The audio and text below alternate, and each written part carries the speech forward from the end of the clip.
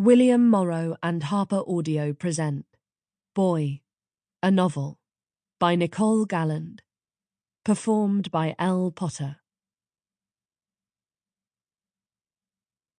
To the memory of Janice Haynes.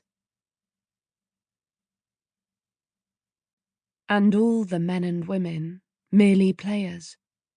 William Shakespeare, As You Like It. Act 1. August 21st. When the rest of the city had puddles, Southwark had bogs. Some said Southwark was itself a bog. The parish was the unwholesome hindquarters of London, south of the Thames, and out of the city father's moral purview. Under the lenient eye of the Bishop of Winchester, every manner of English low life and high life was at hand. Afternoons and evenings, visitors crowded the streets. Women of all social classes thronged with their men into the clutch of buildings called the Paris Gardens to place bets on the survival of either tethered bears or the half-starved dogs attacking them. No matter if the dogs or the bear got the worst of it, everyone enjoyed the bloody mauling, and someone's wallet was always plumper for it. Bachelors, and those feigning to be bachelors, repaired to the seedy rooms above the bear-baiting, where women wearing practised smiles and too much perfume efficiently satisfied all carnal cravings.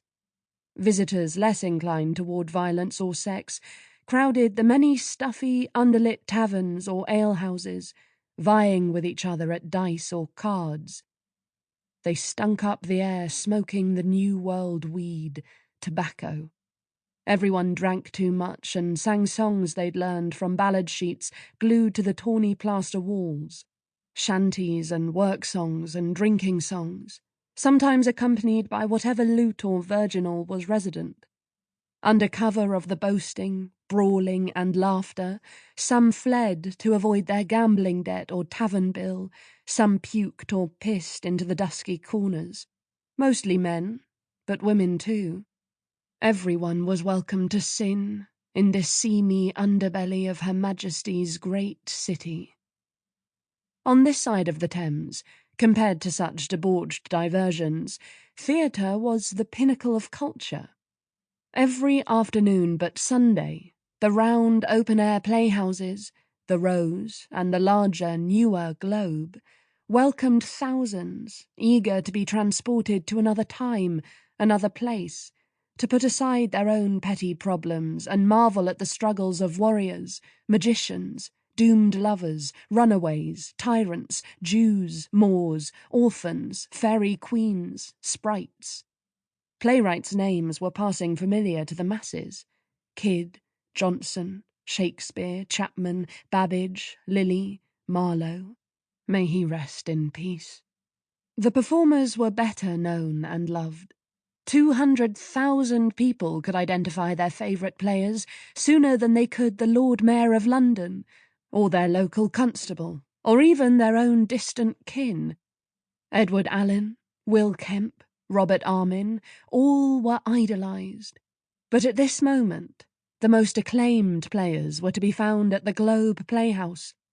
Richard Burbage, playing all the heroes, and young Alexander Cooke, playing all the heroines.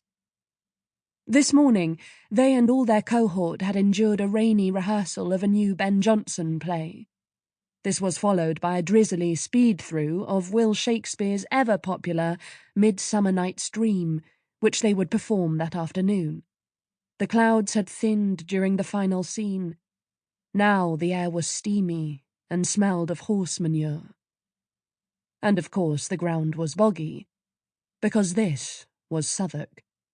The Globe Playhouse managers had laid down wide planks leading to the gates that audiences might enter without wrecking their shoes and galoshes. Even so, playgoing was a sodden affair under the clearing skies.